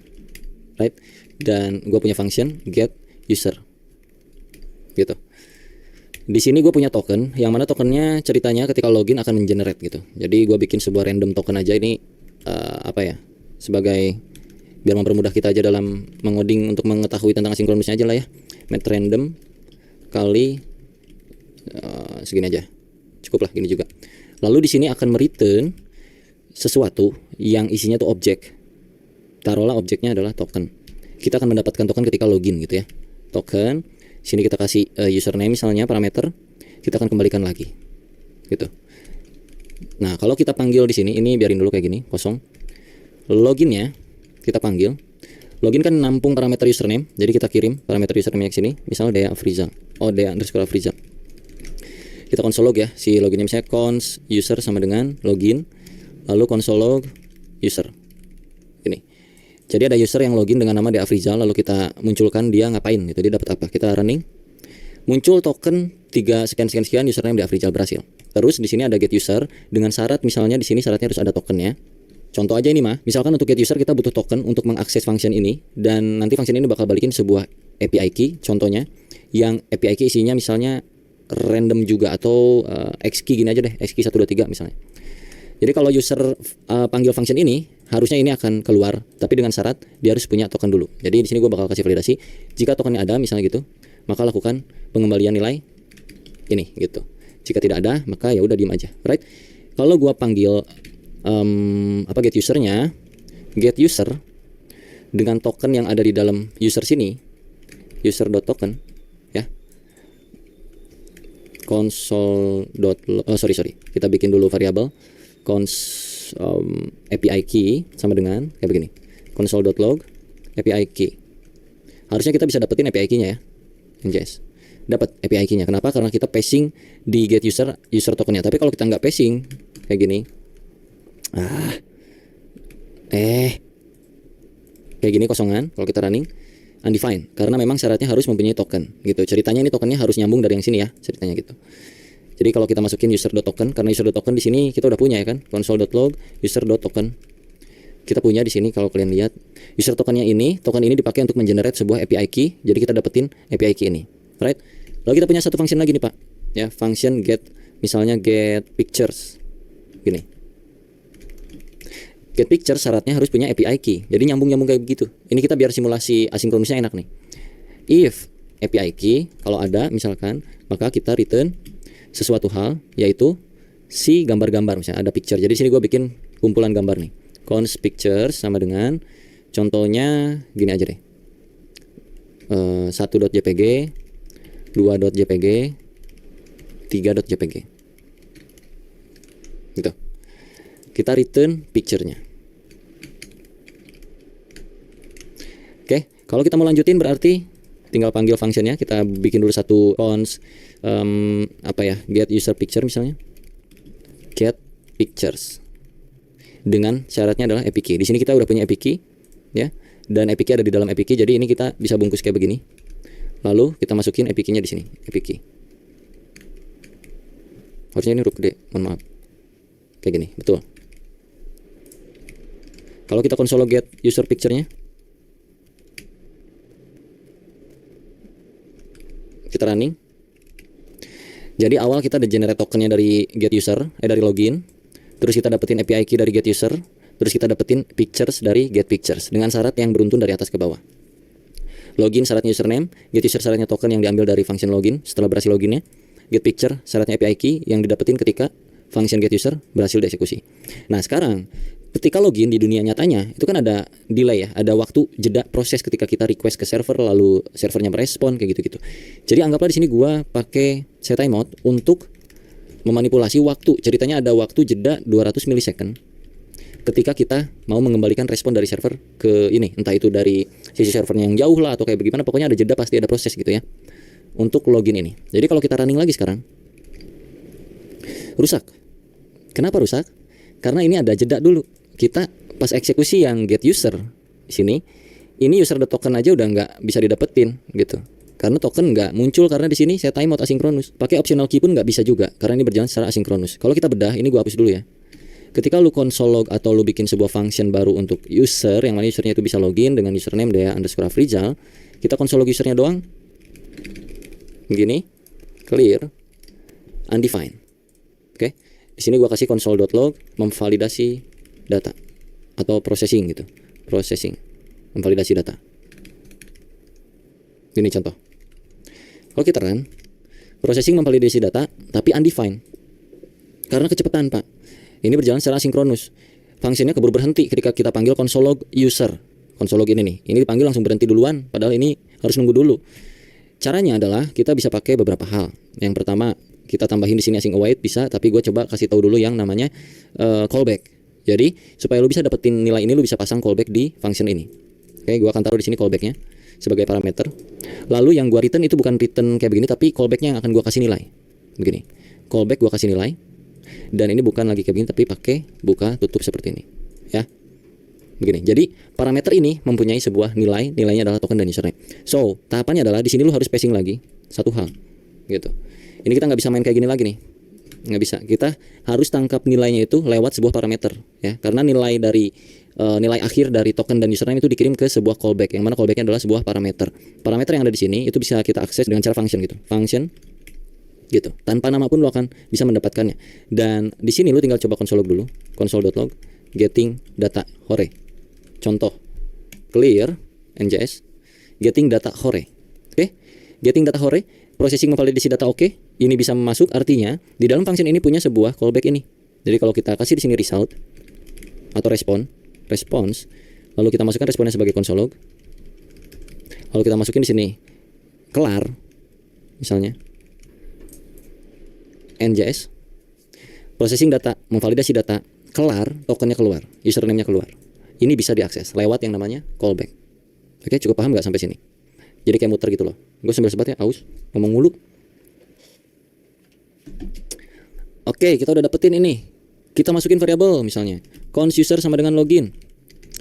Kita console log usernya di sini. User adalah user.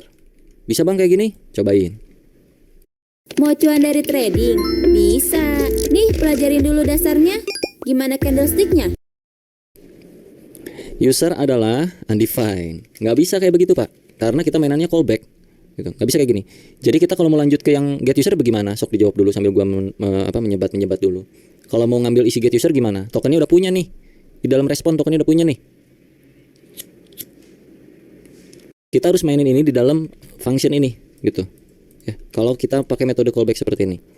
Karena di sini kita udah punya yang namanya response. Kalau lu ambil isian dari respon, yang mana isiannya itu ada token dan ada username, gue langsung ambil ke dalam token di sini sama dengan response. Lalu gue console log di sini token. Kalau gue running, gue dapetin tokennya ya. Nah, karena kita di dalam sini udah punya variabel token ini, ya, kita bisa ke get user di dalam sini. So, lu tinggal panggil get user di sini. Oke. Dan lu masukin tokennya di sini. Terus lu harus console log ini masih bisa dimasukin ke dalam variabel, Pak. Cons misalnya API key ya. API key get user token. Kalau gua console log API key-nya, ini balik lagi ke yang metode tadi. Nih. API key-nya masih dapat. Kenapa masih dapat? Kenapa nggak pakai callback dia masih dapat? Karena proses pengambilan atau pembuatan API key-nya pun tidak berjalan secara sinkronus, Pak. Kalau kita kasih di sini set timeout. Ya, sini gua kasih set timeout dah. Set timeout karena memang ada waktu kan, secara aslinya kan kayak gitu, ada kasih waktu dulu gitu loh. Gua return dalam waktu, taruhlah dia 500 milisecond. Untuk mendapatkan API key itu butuh waktu 500 milisecond, Pak. Jadi kalau kita running lagi sekarang yang tadinya kita dapat undefined. Gue kasih sini lagi ya, console.log processing API key. Now. Oke, yang ini processing token user now. Oke. Kalau kita coba nggak akan bisa tetap. Processing token user now dapat berhasil. Tapi pas API key undefined. Oke, nggak masuk nih. Di sini nggak masuk. Mana? Salah ini, maaf, di atas di sini. Processing token user now aman, processing API key now, API key-nya nggak dapat. Cukup paham sampai sini? Berarti apa yang harus kita lakukan? Yang harus kita lakukan adalah karena dia sudah ada sinkronusnya, maka di sini kita harus bikin callback untuk get user. Callback. Ubah returnnya jadi callback. Kasih buka tutup sinus seperti ini, parenthesis, ya itulah. Bahasa Inggrisnya itulah, gue lupa. Oke. Yang artinya kita memanggil itu tinggal get user, kasih datanya apa, data token, dan kita bikin function di sini. Gitu. Console log API key, ya kan? API key-nya ada di dalam response lagi sini. Response. Coba running. Berhasil ya? Kelihatan? API key-nya ada di sini. Let me respawn in Rome, please. Yes.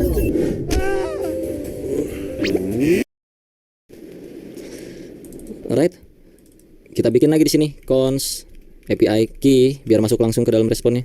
Jadi di sini tinggal console log API key, NJS, X key 123, key-nya dapat. Oke, tahapan berikutnya get picture. Get picture itu kita bisa jalanin di sini. Get picture dengan API key. Di sini dengan API key. Ya, karena API key punya ini nggak sinkronus, jadi ini akan berjalan. Tinggal return pictures loh. Picturesnya sebentar. Picturesnya console log, gua kurang console log. Cons pic sama dengan console.log pic NJS. Dapat 1, 2, 3 data gambarnya. Tapi tetap lagi-lagi karena kita butuh proses untuk mendapatkan gambar ke server, itu ada waktu. Jadi kita kasih set timeout sini. Taruhlah karena gambar cukup berat, taruh kita 1500 milisecond.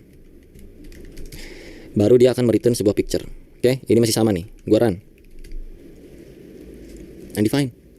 Gimana caranya? Lakukan hal yang sama lagi kalau callback. Callback. Oke, ganti return jadi callback. Kasih kayak gini. Di sini nggak bisa lagi kayak gini. Lalu harus get pictures. Kasih API key. Kasih function. Dalam function ini ada apa? Ada responnya. Lu bikin pemanggilannya. Pictures sama dengan response. Console log pictures-nya. Misalkan di sini gua ganti objek pictures-nya jadi pic. Di sini kita manggilnya tinggal pic. Di sini juga tinggal pic. Kalau sekarang kita running ada, tapi dia jeda 1500 milisecond. Contoh, kalau kita kasih ini biar lebih enak nih. Jadi tahu memproses yang mana. Processing pictures now. Coba NJS lagi. Processing token, user, API key, processing picture now, dapat gitu. Cuman pertanyaannya adalah apa iya harus sampai melorot seperti ini? Ini disebutnya nested callback, ya. Function di dalamnya ada ini, di dalamnya ada function lagi, function. Cara sederhananya lu bisa pakai yang namanya promise juga. Lu bisa pakai yang namanya promise. Jadi kalau ini gua konversi, gua akan bikin satu file baru di sini. Gua pindahkan ini ke sini dulu. Gua kembalikan ini ke kosongan lagi. Kita bakal hilangin callback yang ada di sini. Ini gua hilangin, Mana callback-callbacknya kita hilangin. Awasin. Dan ini gua hapus lagi. Oke. Ini kita return seperti biasa. Begini lagi ya. Nggak ada callback ya sekarang ya. Tapi kita pakai yang namanya promise, Pak. Jadi sini gua akan return promise. Seperti ini.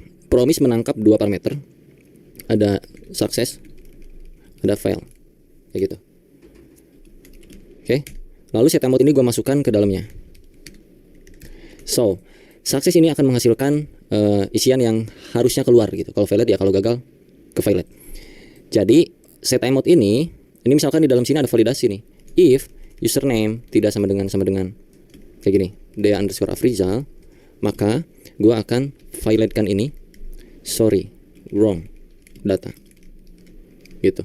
Tapi jika tidak, else atau enggak salah gini aja. Success, kita kirimnya apa tadi? Token dan juga username-nya ya, atau tokennya doang ya. Yaudah, gini aja. Kalau kita coba running ini dengan cara kayak tadi, kondisi sama dengan login dengan username Dea_Afrizal, kan harusnya muncul ke sukses ya. Ke sukses ini. Karena kan username tidak sama dengan Dea_Afrizal, maka violate, sorry wrong data. Harus Dea_Afrizal ceritanya. Kalau kita konsol log usernya, akan terjadi promise pending. Promise pending seperti itu. Kenapa? Karena user itu ada di dalamnya lagi. Kalau callback tadi di sini function ya kan. Kalau promise ya, promisan itu kita pakai user.then kayak gitu. User.then kasih di dalamnya function sini. Ini kayak callback lagi. Cuman ya kayak begini aja gitu, terpisah function gini. Console log di sini. Contohnya. Kemana tadi? Nah ini. Kalau kita run, lalalanya muncul. Artinya di dalam function ini ada sesuatu. Kita coba dulu X. Apakah iya ada X? Ada tuh, dapat tokennya. Berarti ini adalah response sama kayak yang tadi. Ya. Jadi ini kalau kita console log response, sama tuh, dapat tokennya, ya gak? Nah kalau kita mau lanjutin yang ke sini, ya sama juga. Kita kasih return promise di sini. Ini if-nya di dalam sini ya. Oke, bentar, gua kasih return new promise. Dia punya success dan juga dia punya failed. Lalu di sini dia punya function. Ya ini function ya. Ini ada callbacknya 2 biji. Lu masukin ini sini. Kalau tokennya ada, maka nah ini tinggal kembaliin ke success. Seperti ini successnya. Lalu jika tidak ada, atau kita balikin aja deh ya. If tidak token, maka violate. No token inputted. Misalnya no token ya, no token aja gini lah. Sorry, no token. Cannot access. Oke.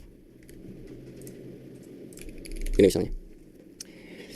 Kalau ada maka set time out sukses ke API bla bla bla bla bla. Nah, kalau kita manggil di sini nggak akan bisa. Kita harus di sini karena kita kan di sini punya apa tadi? Const token sama dengan response. Sama aja kayak yang tadi lagi, balik lagi gitu. Get apa tadi? Get user ya. Get user itu pakai token .then, balik lagi nih ke function lagi di sini. Ini bisa pakai raw function atau gimana, tapi supaya kalian nggak pusing, taruh di sini function lagi ya. Begini. Di sini ada respon lagi. Jadi terus aja kayak gitu, sama aja.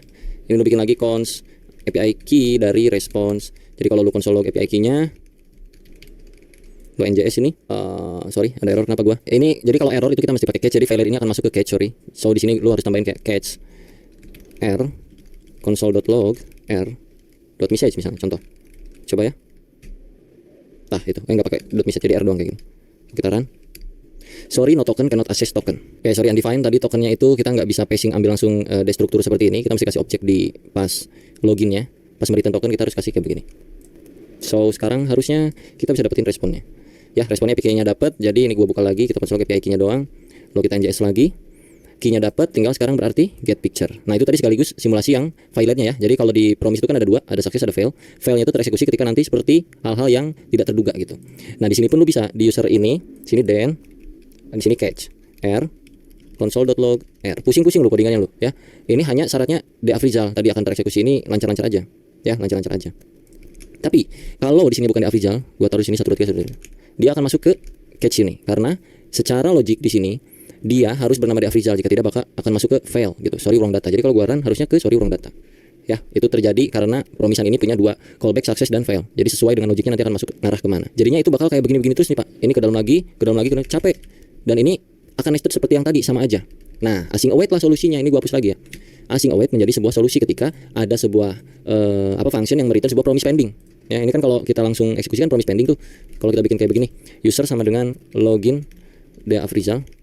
Nggak bisa kan kalau di konsol tuh user njs pending. kita bikin satu function yang asinkronus, async function user display misalnya. Oke. Gua masukkan ini ke sini karena dia udah ada keyword asing di sini. So untuk pemanggilan yang login, dia kan promise login nih, ada pending-pendingnya. Kita kasih keyword await. Artinya kita menunggu dulu sampai dia kelar eksekusi, nanti akan dimunculkan ke console log gitu kurang lebih. So kita mesti panggil lagi di sini user display. Dah gini doang. Kalau kita run njs, tokennya muncul. Oke, ini kita bisa persingkat lagi nih, karena kita udah yakin itu isiannya token.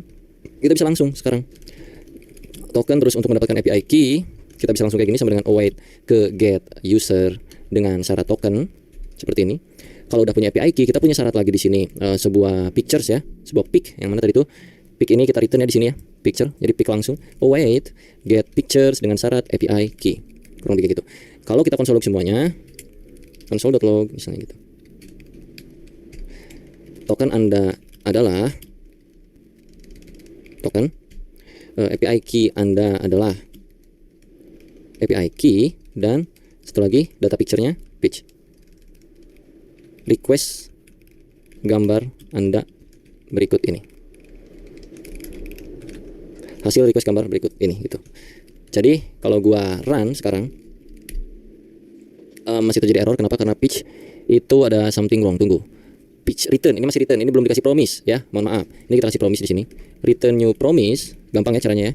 Tadi kan kita pakai arrow function nih, arrow function. Ini bisa pakai nggak arrow function juga bisa, sama aja. Jadi yang paling mudah sih arrow function seperti ini, tinggal masukin if-nya ke sini gitu. Ini kasih success atau fail. Kalau orang lain biasanya tuh reject dan apa satu lagi? Resolve ya, resolve and reject gitu. Kalau gue sih success dan failed, kurang lebih kayak gitu. Biar gampang aja dibacanya gitu. Resolve, reject. Right, jadi jika API key-nya ada maka sini. Nah, kita balikin lagi logiknya. Jika tidak ada API key maka failed, no API key, cannot access misalnya gitu. Ya. Tapi jika tidak maka kita akan return ke success di sini. Seperti itu. So, kalau kita running lagi, token Anda adalah sekian, API key Anda adalah segini, hasil request gambar Anda berikut 1 2 3 gitu. Right, cukup paham tentang asinkronus di JavaScript dari pengimplementasian yang kita lakukan hari ini? Bagaimana? Kalau misalkan kita nggak pakai ini ya di sininya untuk ngecek validasi yang error-errornya gitu, itu biasanya kita harus pakai try and catch ketika kita mau mengeksekusi await-awaitan ini. Jadi masuk ke catch-nya itu di sini. Try terlebih dahulu, terus lu catch di sini. Catch R. Oke, console.log R-nya. Try ini begini. Kurang lebih. Kurang rapi ya, mohon maaf bentar.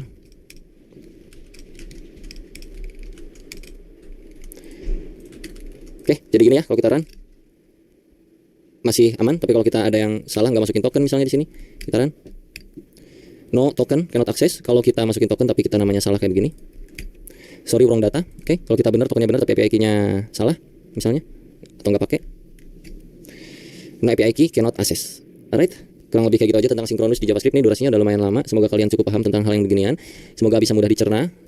Kalau misalkan ada hal yang secara teori gua salah ucap, tolong diralat aja di kolom komentar. Tapi gua berikan faktanya kurang lebih seperti ini implementasiannya. Dan nanti di dunia kerja pun akan banyak hal-hal seperti ini, dan pengimplementasiannya kadang-kadang beragam logik dan algoritma. Ini salah satu contoh doang, sampel. Alright, sampai jumpa di video berikutnya. Jangan lupa diklik. Bye bye. Mau belajar HTML, CSS, dan JavaScript